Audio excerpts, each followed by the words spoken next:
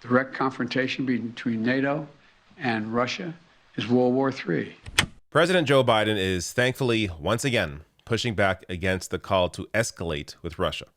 So, these comments are to the media. I'll get to them in a second here, but this is over a no-fly zone, which you're seeing some members, some journalists try and call for, but largely this is a push from defense contractors because it would make them a lot of money until we were all dead. So a no-fly zone would mean the U.S. shooting down Russian planes over Ukraine. That directly would lead to a world war between nuclear powers, which I hope we can all agree we do not want. Wouldn't solve the issue in Ukraine, wouldn't solve anything. It would kill all of us. So here is Joe Biden talking to the media, pushing back against this, and I'll get to exactly why we keep hearing the call for this after the clip. We'll defend every single inch of NATO territory with the full might of the united and galvanized NATO. We will not fight a war against Russia in Ukraine. Direct confrontation between NATO and Russia is World War III, something we must strive to prevent. But we already know Putin's war against Ukraine will never be a victory. He hoped to dominate Ukraine without a fight. He failed.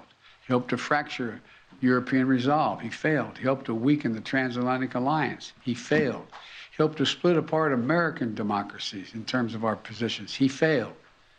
The American people are united. The world is united. And we stand with the people of Ukraine. We will not let autocrats and would-be emperors dictate the direction of the world. Democracies are rising to meet this moment, rallying the world to the side of peace and the side of security. We're showing our strength, and we will not falter. All right. Some very strong and direct comments here from Joe Biden. He does not want to escalate to a World War III.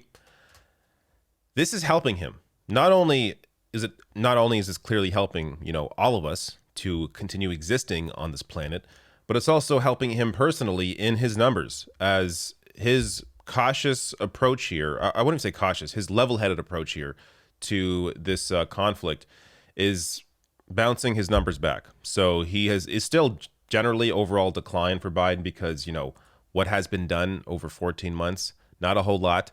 But here, because this right now is a big story, and because he is generally not terrible on this topic, on this issue, he is doing a lot better in polling. So this is, again, flies in the face that this would, that there's any benefit at all for him issuing a no-fly zone over Ukraine. There is absolutely no benefit for anyone.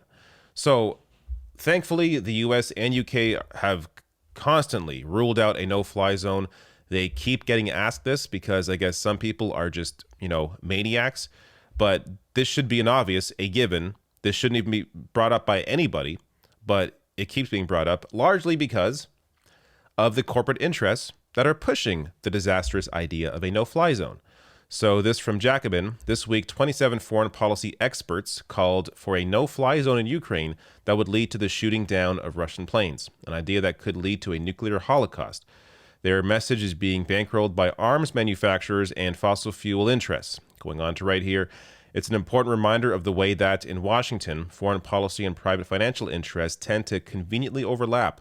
Lockheed and Raytheon executives had lamented the impact on their bottom line of the U.S. withdrawal from Afghanistan last year, and they and General Dynamics had celebrated the business opportunities coming from the current and entirely avoidable geopolitical tensions with China.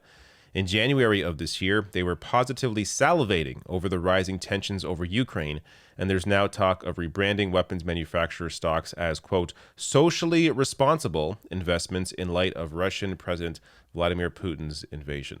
So you see here, they are trying to, rebrand themselves to be a little more appealing to the average person, but we can all see through their bullshit. They are the only ones, or I should say, they are the driving factor behind this call for a no-fly zone. In addition to, look, we have to also admit or acknowledge that Zelensky himself is calling for this. To be honest, I'm not sure why. I don't know how he thinks this would help him when you have when it would clearly lead to an escalation. It would be a back and forth between the US and Russia, and it would eventually get to nuclear war. So I don't know why anybody sane would be trying to push for this.